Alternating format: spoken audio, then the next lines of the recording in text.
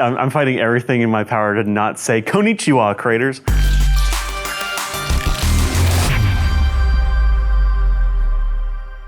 What's up, creators? I'm Nico from ProductionCrate.com. A few weeks back, we asked you guys to send us clips of you guys in superhero poses, and then we would turn you into superheroes. We liked that so much that we decided to do it again, but this time with anime. The first clip that I chose is of my buddy Leo, allowing us to bear witness as he summons an incredible creature of unsurpassed power, the relentless Blue Eyes White Dragon. I used Element 3D with the Motion Design Pack to kit bash together my own version of the Duelist Kingdom Dueling Arena, and I used this generic clip that I found to stand in as Pegasus's castle.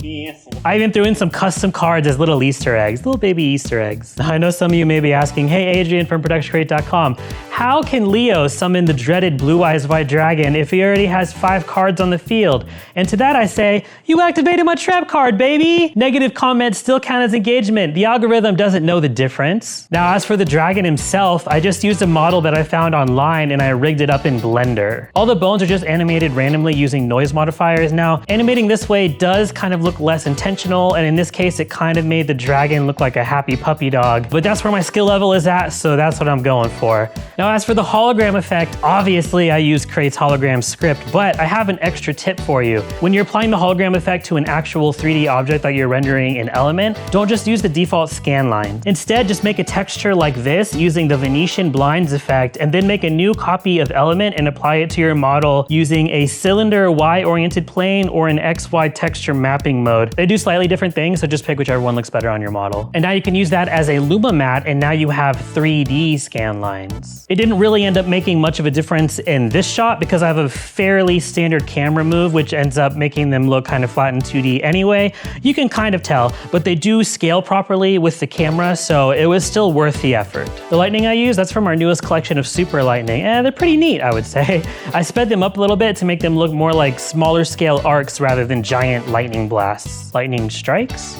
White lightning attack? I also used our non-glowing ProRes versions, and if you don't know what I'm talking about, you can hover over the download icon and you'll see those options. Leo man, I hope you like it. Obviously, we're gonna be sending you this clip to do with whatever you want, put it on your social media or whatever, and that goes for everyone who is nice enough to contribute footage to this series.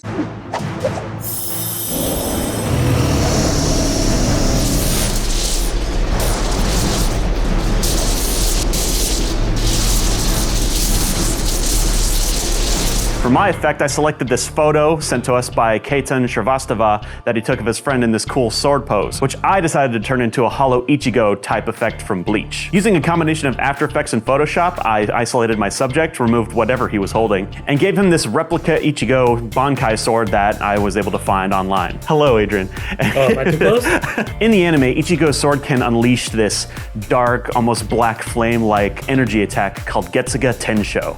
Whoa. So I created this new fire comp in After Effects using the sword and a bunch of miscellaneous fire effects from Footage Crate. There are many ways that we could have changed these flames into dark energy, but the way that was used here was to take this comp, put it into a new comp, and apply the following effects. A black fill effect for the flame color, a levels effect to close the gaps in the flames by lowering the alpha input white, a vector blur to make the fire look a little more supernatural, and a matte choker to get rid of some of the blurry bits around the edges. For the red glow around the fire, I just duplicated the fire comp, changed the fill from black to red, and expanded the edges by unchoking the matte and adding a Gaussian blur. Is it Gaussian or Gaussian? I thought it was Gaussian. Gaussian? Yeah, Gaussian. Don't ask me about pronunciation, bro. I used the same technique on the anime fire transition from Footage Crate in order to create a cool transformation.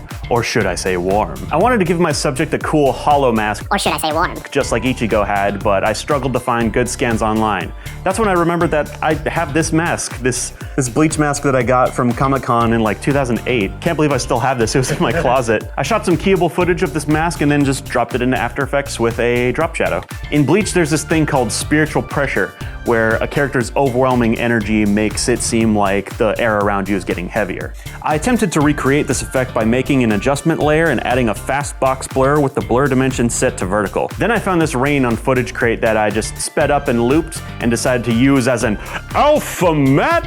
Whoop, whoop. From there, all we gotta do is turn down the brightness a little bit and add a little shake using Crate's shake script The Crate Shaker. I think the Crate Shake script might be my favorite script. Yeah, it's pretty good. I end up using it in so far in every visual effects shot that I've made over the last year. I've used the Shake script. It's that good. And of course, what would an over-the-top anime power-up scene be without some floating rocks? Again, courtesy of Footage Crate. Kaiten, I hope you and your friend enjoy the shot as much as I had fun making it. Okay, bye.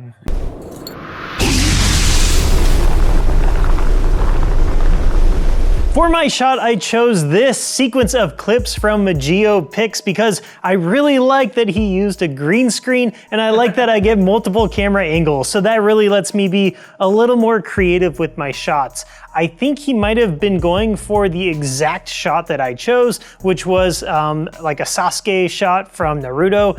I think it's Sasuke. I do subbed, not dubbed, so my pronunciations are going to be absolutely horrendous for all of my Naruto trivia, just so you know. You were looking pretty dark, and I thought a little extra contrast could be cool, so I jumped into Photoshop, and I just created a cool little Sasuke Uchiha outfit. With the, oh my god, I forgot all the names. With the clan, with the red clouds going on. What was it, Nico? Akatsuki. Akatsuki. And then your feet weren't actually in the shot, so I thought it would be cool if I brought in Sasuke's actual feet, so I just found a good clip of Sasuke, cut out the feet, and put them on your feet. Did anyone tell that they were cartoon feet? I bet you didn't. I ended up using Red Giant's the reflection and Red Giant's shadow a lot. I thought it was kind of a cool technique, making the shadow move slightly as the camera moves in on that first shot, and that just kind of sells the 3D movement a little bit. When you move around, you'll actually notice that light sources and shadows look like they're shifting, so that angle shift kind of sells it a little bit more. For that first shot, I also used leaves from Footage Crate. There are these leaves blowing across the screen. I used some lens flare, and I used some of the fog blowing across the screen just to give it a little more detail and contrast as well. If you guys aren't familiar with Alex Rosa, I've been watching his videos a ton, and he actually did a Sasuke video recently, so I watched that to find out which Footage Crate effects he used, and then I just copied a lot of them. On Footage Crate, we have an entire anime section. I use those for the close-up shot of Sasuke's eye when he does the Amatsuru. How do I say, Nico? Amatsuru. When his eye turns red and it shoots out black fire of death. I thought it would be cool to start kind of realistic with the eye and then transition to more of like a cartoony look, so that's what I did. Sasuke has these cool snake powers at one point in the show because he kills a dude with snake powers. I saw it a while ago, I remember all the details. I dug up this old snake rig and I asked Mike Smith to texture it for us and make a couple cool variations, so you're going to be able to download that snake rig and the multiple snake skins from Render Crate very soon. All I did was desaturate the snake all the way and messed with the gamma to give it a cool white look. For that final shot, I just had the snake moving around a helix and turned the gravity off so his body wouldn't fall down, and then I just rendered out a Z-depth path so I could put Sasuke right in the middle. I guess one really important note is just always keep in mind where your eye is drawn in the shot and make sure there is enough contrast there. So for example, when Sasuke's eye turns red and the black flames kind of come up behind him, he's very dark and the background is obviously completely black. So to retain a little contrast, I put in some white smoke in between those layers. That way there's still a little contrast and the subject and the background are being separated. There you go, that's art. Really good tip, bro. That's it for this shot. I really hope you like it. The shot actually does loop, and Nico's gonna make some looping sound effects so you guys can watch this 6,000 times in a row.